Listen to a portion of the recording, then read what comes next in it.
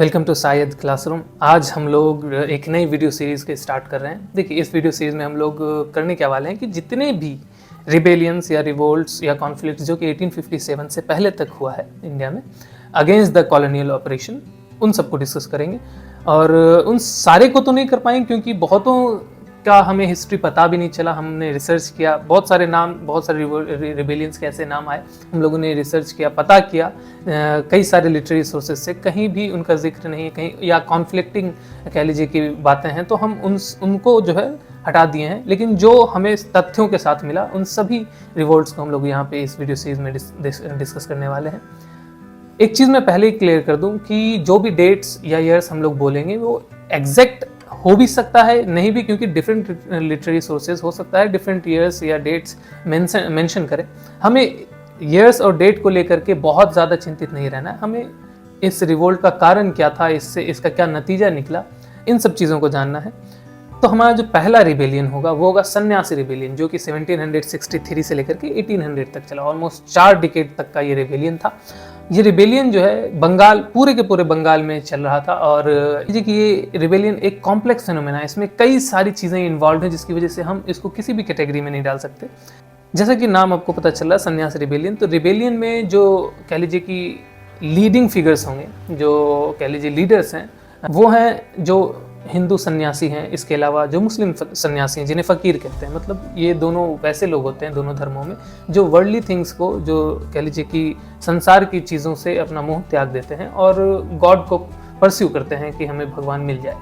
तो इन ये दोनों जो है बहुत कह लीजिए कि सेंट्रल रोल प्ले करते हैं इस रिबेलियन में। हालांकि इस रिबेलियन में आगे चल के हम लोग देखते हैं कि कई समाज के कई और लोग भी ज्वाइन होते हैं, कई और कम्युनिटीज़ भी ज्वाइन होती हैं, जो कि इस रिबेलियन को ऑलमोस्ट 4 डिकेड तक का इतना लंबा रिबेलियन बना देती है। इस रिबेलियन को कह लीजिए कि जो ब्रिटिश कॉलोनियल पावर है, खासकर जो ईस्ट इंडिया कंपनी का रूल है, उसका कह लीजिए नेसेंट चैलेंज है।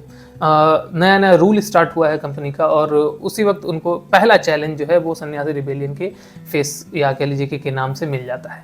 इस रिबेलियन के कई सारे फैक्टर्स हैं, लेकिन हम लोग मेजर 3 फैक्टर्स को डिस्कस करेंगे। सबसे पहला फैक्टर जो है वो है जो टैक्सेशन अंग्रेज़ों के द्वारा लगाया गया जो टैक्सेशन सिस्टम था वो काफ़ी हैवी था। पीजेंट्री क्लास जो थे, जो मजदूर क्लास थे, जो इन पे ज़्यादा दबाव पड़ गया था टैक्स का। टैक्स क्योंकि बहुत ज़्यादा था तो इनकी इकोनॉमिक कंडीशंस बहुत ख़राब हो गई, मतलब इनको निचोड़ लिया गया टैक्सेशन की वजह से। अब पीजेंट्री क्लास जो कि majority of the Indian community था उस टाइम पे, ऑब्वियसली ये बात बंगाल की हो रही है, तो उस रीजन में अब क्योंकि पीजेंट्री क्लास के पास बहुत ज़्यादा पैसा नहीं रहा, इकोनॉमिकली वो लोग डिप्राइव्ड हो गए या इम्पोवरिश्ड हो गए आप कह सकते हैं, तो उनकी वजह से जो फ़कीर या सन्यासी लोगों को भिक्षा मिलती थी वो मिलना बंद हो गया।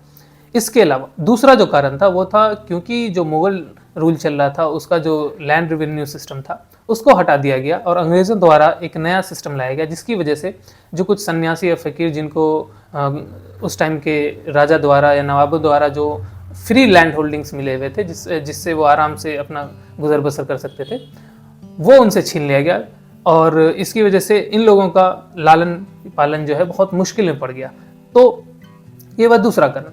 तीसरा कारण जो था वो था 1770 में आया हुआ बंगाल फेमिन। बंगाल में बहुत बड़ी भुखमरी हुई 1770 में, कह लीजिए कि बहुत बड़ी आबादी जो है बंगाल की वो समाप्त हो गई, भुखमरी का शिकार हो गई। इन सभी चीज़ों को मिला करके जो है सन्यासी रिबेलियन जो है वो आग पकड़ लिया, वो जो है बढ़ गया और अंग्रेज़ों को ये बहुत परेशान किया ऑलमोस्ट 4 डिकेड्स तक। देखिए, इस रिबेलियन को क्योंकि नाम में सन्यासी लगा हुआ तो इसको सिर्फ और सिर्फ आप रिलीजियस रिबेलियन नहीं कह सकते, क्योंकि इसमें समाज के कई सारी कम्युनिटीज़ इन्वॉल्व हैं, जैसे कि ज़मींदार हो गए जिनकी ज़मीनें छीन ली गई या उन पे हैवी टैक्सेस लगा दिए गए, नए लैंड रेवेन्यू सिस्टम के थ्रू उनकी ज़मीनें कम कर दी गई, दूसरे को दे दी गई, जो भी हो, जिनसे ज़मीन छीनी गई या ज़मींदार जो कि नाखुश थे अंग्रेज़ के रूल से, कंपनी के रूल से, वो। इसके अलावा जो सोल्जर्स डिमोबिलाइज कर दिए गए जिनकी नौकरी चली गई, वो लोग। इसके अलावा जो पीजेंट्री क्लास थी जिनको ऑलरेडी गरीब बना दिया गया टैक्स से, हैवी टैक्सेशन लगा के, ये सभी लोग जुड़े इस रिबेलियन में। और क्योंकि फ़कीर और जो सन्यासी लोग थे वो लोग लीडिंग फिगर थे तो उनको अपना लीडर समझकर वो रिबेलियन में आ गए, इसलिए सन्यासी रिबेलियन नाम से है। 2 इंपॉर्टेंट लीडर्स इस रिबेलियन के, एक हैं मजनू शाह और एक हैं भवानी पाठक। ये दोनों जो हैं फ्रंट से इस रिबेलियन को लीड कर रहे थे।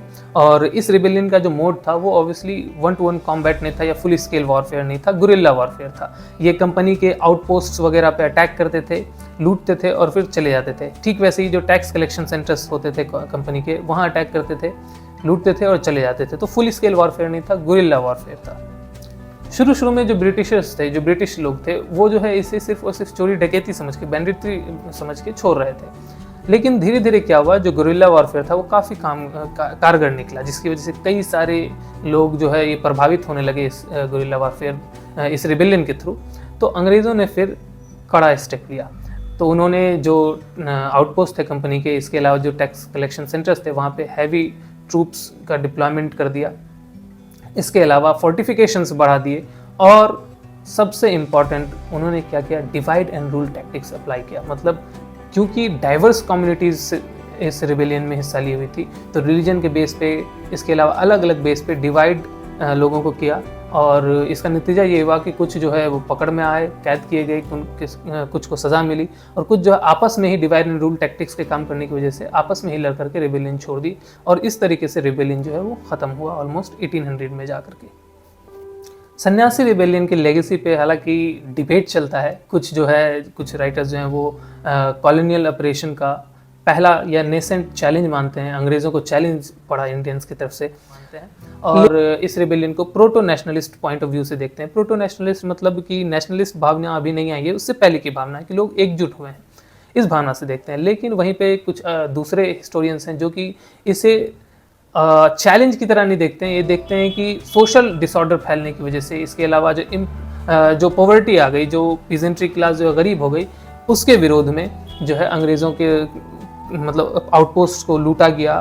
तो एक तरह से डकैती के रूप में देख रहे हैं, मतलब कॉलोनियल पॉइंट ऑफ व्यू से देखते हैं। खैर जो भी हो, लेकिन ये जो रिबेलियन था ये अपने आप में एक टेस्टामेंट है कि बंगाल में 18th सेंचुरी के बंगाल में किस तरीके का कंपनी रूल के खिलाफ लोगों में आक्रोश और गुस्सा भरा हुआ था।